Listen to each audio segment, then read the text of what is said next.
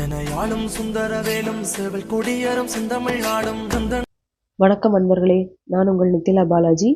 செவ்வாய்க்கிழமை முருகப்பெருமான் என்ன சொல்றாங்கன்னு பார்க்கலாம். அப்பன் செந்திலாண்டவன் துணையோடு முதல் கார்டு என்ன வந்திருக்கு அப்படின்னு பார்த்தீங்கன்னா, வேல் வந்திருக்கு இல்லையா? ஸோ வேலை தேடி கஷ்டப்பட்டுட்டு இருக்கீங்க, ஒரு சரியான வேலை அமையலை, இல்லை நிலையான வேலை கிடைக்கல, கிடைச்ச வேலையில் ஒரு திருப்தி இல்லை, ஒரு முன்னேற்றமே இல்லை, ஒரு க்ரோத் இல்லை அப்படின்னு நினைக்கிறவங்களா இருந்தீங்க அப்படின்னா, வியாழக்கிழமைகளில் ஒருவேளை நீங்கள் வீட்டிலையே வேல் வச்சுருந்தீங்கன்னா வீட்டில் வேல் பூஜை பண்ணுங்க. வேலுக்கு பூஜை பண்ணுறது எப்படின்ற முறைகள்லாம் தெரிஞ்சிருக்கும் இல்லையா? வேல் பூஜை பண்ணுங்க.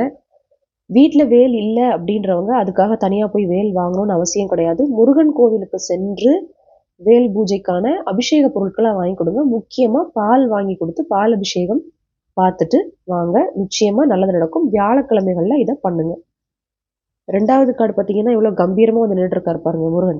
ஆபத்து விலகும் அப்படின்னு சொல்லியிருக்காங்க. அதனால யாராவது ஒரு ஆபத்தில் இருக்கிறதா உணர்ந்தாலோ, இல்லை எப்போவுமே ஒரு பய உணர்வுலேயே இருக்கேன், எனக்கு ஒரு லைஃப்லேயே ஒரு சேஃப்டி இல்லை, செக்யூரிட்டி இல்லை அப்படின்னு ஃபீல் பண்ணுறவங்களா இருந்தால், இல்லை போக்கிலும் வரத்திலும் நம்ம வீட்டில் உள்ளவங்க போயிட்டு வரும்போது எனக்கு பயமாகவே இருக்குது அப்படின்னு அந்த ட்ராவலை நினச்சி பயப்படுறவங்களா இருந்தால், சிலர் வந்து இருப்பாங்க, பிள்ளைங்க ஸ்கூலுக்கு போனாலும் நல்லபடியாக வரணும் நல்லபடியாக வரணும்னு பயந்துட்டே இருப்பாங்க.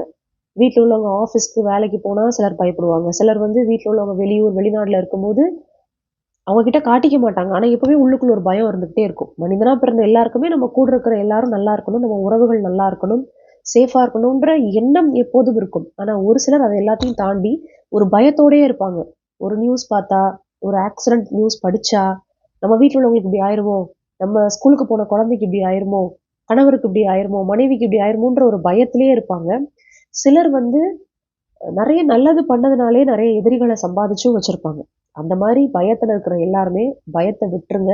உங்களுக்கு எந்த ஆபத்தும் வராது. முருகன் துணையா இருக்கேன்னு சொல்லியிருக்காரு. அடிக்கடி சொல்ற ஒரே விஷயம்தான், முருகனை நம்புங்க. சஷ்டி கவசம் படிங்க. சஷ்டி கவசம் படிக்க படிக்க படிக்க உங்களுக்கு வந்து கவசம்ன்ற பேரை எதுக்கு வச்சிருக்காங்க? கவசம் தான். அதனால சஷ்டி கவசம் படிங்க. இல்லை திருப்புகழ் வேல்மாறல் படிக்கிற பழக்கம் உண்டுன்னா படிங்க. வீட்டில இருந்து படிக்கிறத விட அது கோவிலுக்கு போய் படிக்கிறது இன்னும் சிறப்பு.